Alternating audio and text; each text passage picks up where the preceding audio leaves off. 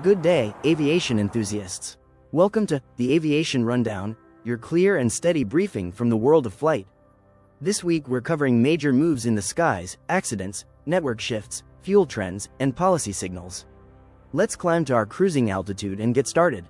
This week we begin with a serious safety note. On October 5th, a light twin-engine aircraft, a Beech 58P Baron registered November 121 Golf Juliet, crashed near Williston, Florida, in a peanut field on approach to local airport operations. Tragically, the pilot and 2 passengers lost their lives. It's a harsh reminder that general aviation remains a high-risk environment, especially during approach and landing phases. Controllers, airports and pilots alike are reminded to maintain heightened vigilance in weather, terrain, and human factors conditions. On the commercial side, airlines and networks continue to shift in response to demand and cost pressures.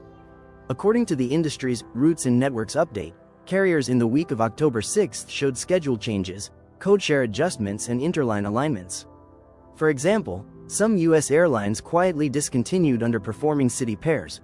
One noted move: American Airlines announced the permanent ending of its Dallas-Fort Worth to Eugene route this month, as part of a broader network rationalization. These kinds of adjustments reflect how airlines are balancing fleet constraints, pilot-crew availability, and changing passenger patterns as we head into the late year period. Fuel remains a central variable in the aviation business equation. Let's look at the U.S. Gulf Coast spot price for kerosene-type jet fuel. During the week October 6 to 10, it ranged between approximately $2.12 to $2.19 per gallon. While that may not include taxes or airport ramp fees, it signals underlying pressure.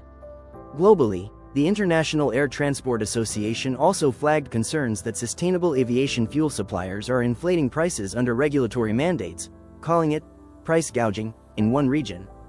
For airlines, higher fuel costs and SAF-related surcharges weigh on operations and could ripple into fares or ancillary fees for passengers. Finally, the broader aviation ecosystem is catching key signals this week. The continuing federal shutdown in the United States has triggered fresh concern about controller staffing, airport operations and safety margins. In India, the ATC Guild held its conference after 24 years in Nagpur from October 4 to 6, addressing workforce recruitment, emerging drone, digital tech and airport infrastructure. These items highlight that beyond aircraft and routes, aviation is about people, systems and regulation. The next few months will test resiliency as we enter winter operations, larger weather swings and higher demand for network reliability. So to recap, a sobering general aviation crash in Florida, commercial airlines trimming or reshaping routes, fuel price pressures mounting, and policy, employment challenges in the background. The industry is navigating complexity, not just turbulence in the air, but structural turbulence on the ground. As we look ahead, keep an eye on how carriers adjust their winter schedules, how airports maintain operations under cost pressures, and how regulators respond to shifting demand, technology, and workforce realities. Thanks for joining the Aviation Rundown. If you found this useful, subscribe for next week's update where we'll cover more fleet deliveries, sustainability initiatives, and emerging markets. Until then, fly safe, stay curious, and keep your altimeters set.